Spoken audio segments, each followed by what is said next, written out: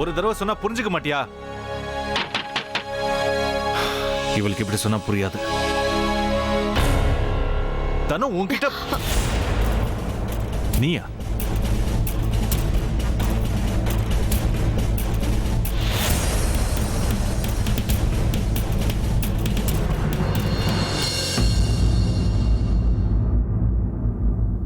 நீ எதுக்காக இப்ப இங்க வந்த? உங்களாலையும் தனுவாலையும் 1 மணி நேரம் ஒரு ரூம்குள்ளேயே ஒன்னா இருக்க முடியல.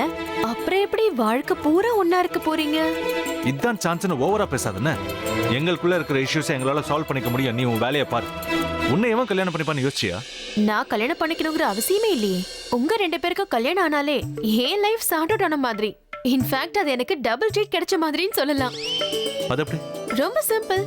நீங்க கான்சர்ட்ஸ் பண்ணுவீங்க, தனு ஃபேஷன் ஷோஸ் பண்ணுவா, என்னோட இன்கம் டபுள் ஆயிடும்ல. அப்படின்னா டபுள் ட்ரீட் தானே? அப்படின்னா கல்யாணத்துக்கு அப்புறம் என் பொண்டாட்டியும் நீ வேலை வாங்குவியா? ஆமா, அதுல என்ன சந்தேகம்? அவளை வேலை வாங்காம என் தலைமையில தூக்கி வச்சுக்கிட்டு கொஞ்சமே நினைச்சீங்களா? I'm sorry. உங்க மனசுல வேணா நீங்க அவளை ராணி மாதிரி வச்சுக்கோங்க. ஆனா என்ன பொறுத்த வரைக்கும் அவ இந்த வீட்டோட புது மெம்பர். அதனால பினான்சியலா கான்ட்ரிபியூட் பண்ணி ஆகணும். அது மட்டும் இல்ல, உங்களுக்கு கல்யாணம் ஆனது தெரிஞ்சா உங்க ஃபேன் ஃபாலோயிங்கும் கம்மியாயிடும்ல. உங்களோட பொண்டாட்டியா அதை தனிதான காம்பன்சேட் பண்ணி ஆகணும். சோ இதான் உன்னோட பிளானிங்கா?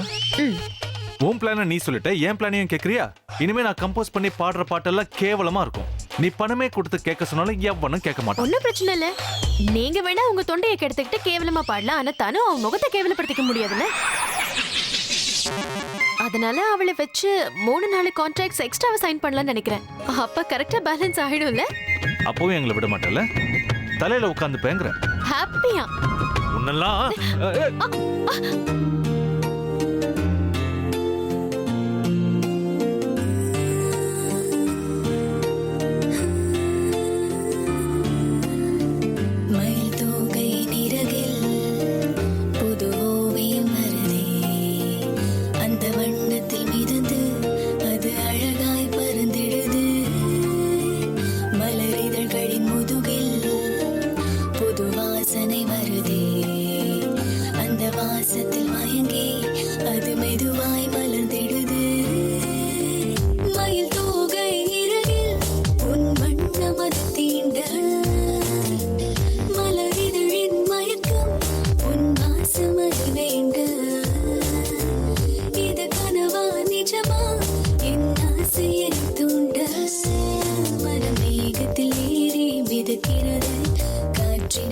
நான் உங்களை விட்டு எங்கேயும் போக மாட்டேன். என்ன சொன்ன? நான் உங்க பணத்தை விட்டு எங்கேயும் போக மாட்டேன்னு சொன்னேன். ஓகே, நீ எதை எனக்கு திருப்பி தர வேண்டாம். எல்லா பணத்தையும் நீயே வச்சுக்க. அதை வச்சு என்ன ஆட்டம் போடணுமோ போடு. நீ என்னை விட்டு போக மாட்டேன்னு சொன்னல, ஆனா நான் உன்னையும் இந்த வீட்டையும் விட்டு போக தான் போறேன். நான் எவ்வளவுதான் மன்னிப்பு கேட்டாலும் அது போதவே போதாதுன்னு எனக்கு தெரியும் சரளா. என் ஒருத்தியாலதான் நீ இவ்வளவு நாளா கஷ்டத்தை அனுபவிச்சிருக்க. யாருக்கும் கெடுதலே நினைக்காத பிரக்யாவை எல்லாரு கண்ணுக்கும் கெட்டவளா தெரிய வச்சுட்டேன். இதை நான் என் சுயநலத்துக்காக செய்யல சரளா. என் பேரனை காப்பாத்த இதை தவிர எனக்கு வேற வழி தெரியல. இதுல உங்க தப்பு எதுவுமே இல்லம்மா. உங்க இடத்துல யாரு இருந்தாலும் அவங்க பேரனுக்காக இதைத்தான் பண்ணிருப்பாங்க. உண்மையிலேயே என் பொண்ணு ரொம்ப கொடுத்து வச்சவ. அந்த வீட்டு பெரியவங்க நீங்க. அவ மேல இவ்வளவு அன்பும் நம்பிக்கையும் வச்சிருக்கீங்க. உங்க நம்பிக்கையும் ஆசீர்வாதமும் தான் அவளுக்கு துணையா இருந்திருக்குன்னு நான் சொல்லுவேங்க. நீங்க மட்டும் அவளுக்கு ஆதரவா இல்லைன்னா அவ நிலைமை என்ன ஆயிருக்கும்? 2 நல்ல உள்ளங்கள் சேரும் போது எல்லாம் நல்லதாவே நடக்கும். அபி உலகம் தெரியாதவரு. அதான் அவர் எதிரிங்களையும் அவருக்கு அடையாளம் தெரியல. அவர் நல்ல மனசுக்கு தான் அந்த ஆண்டவன் உங்களையும் பிரக்யாவையும் அவருக்கு துணையா படைச்சிருக்கான். உங்களுக்கு தெரியாதது ஒண்ணும் இல்ல. நான் பிரக்யா மேல ரொம்ப கோவமா இருந்தேன். அவளுக்கு எனக்கும் உறவே இல்லைன்னு கூட சொல்லிட்டேன். ஆனா இன்னைக்கு என் மேலதான் எனக்கு கோவம் வருது. என் பொண்ணு அவ உருவத்தை எப்படி வேணாலும் மாத்தி இருக்கலாம். ஆனா அவ குணம் மாறாதுன்னு எனக்கே ஏன் தெரியாம போச்சு? அவ புருஷனுக்காகவும் புகுந்த வீட்டுக்காகவும் தான் இப்படி பண்றா. நான் புரிஞ்சுக்கிட்டு இருக்கணும்ல. அதை நினைச்சாலே என் மனசு ஆற மாட்டேங்குது. எனக்கு என்ன தண்டனை கொடுத்துக்கிறதுன்னு தெரியலங்க. சரி சரி விடு. யார பத்திக்கா பேசிட்டு இருந்தீங்க? பெருசா ஒண்ணும் இல்ல, சும்மாதான் வீட்டு விஷயங்களை பத்தி பேசிக்கிட்டு இருந்தோம். ஏன் போய் சொல்றீங்க? எனக்கு எல்லா விஷயமும் தெரியும். நான் சமையல் கட்டுல இருந்தாலும் நீங்க என்ன பேசுனீங்கன்னு என் காதுல விழுந்தது. பிரக்யாவை பத்தி தானே பேசிட்டு இருந்தீங்க. அவ இத்தனை நாளும் வேணும்னே தான் அப்படிலாம் நடந்துக்கிட்டால. அவ ஒண்ணும் மாறல. மாறின மாதிரி நடிச்சிருக்கா, அப்படிதானே? இல்ல ஜானகி, அப்படிலாம் ஒண்ணும் இல்ல.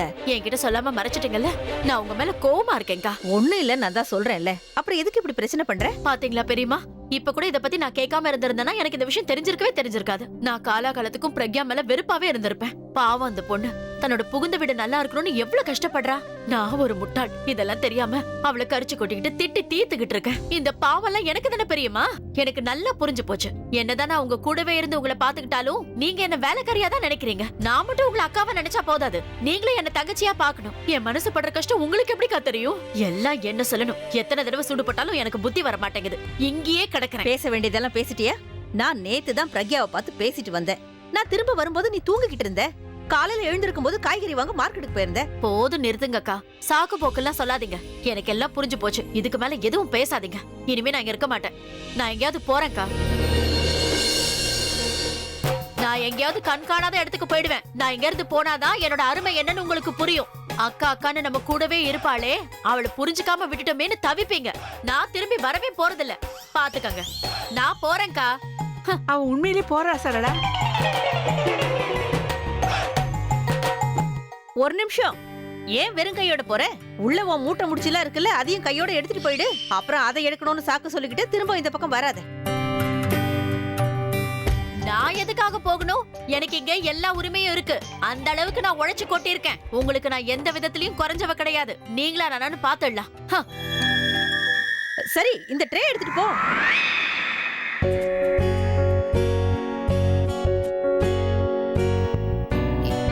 என்னங்க இந்தாங்க.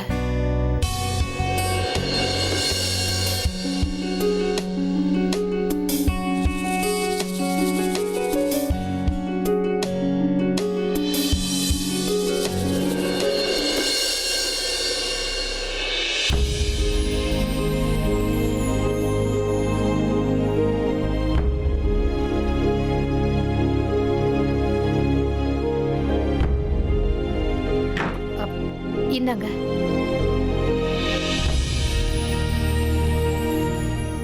என்னங்க, ஏன் இப்படி இருக்கீங்க? என்னை எதுக்காக இப்படி அவாய்ட் பண்றீங்க? ப்ளீஸ் என் கூட பேசுங்களேன்.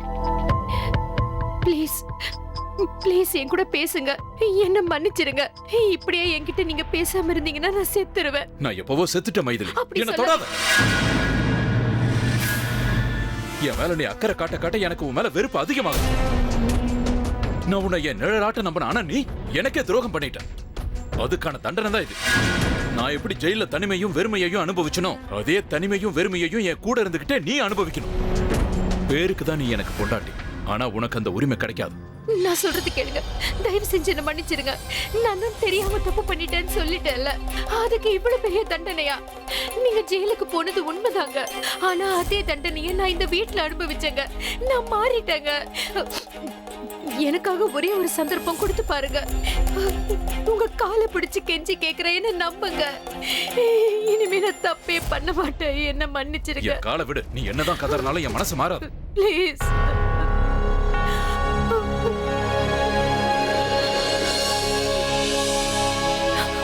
காலை விடுன்னு சொன்ன.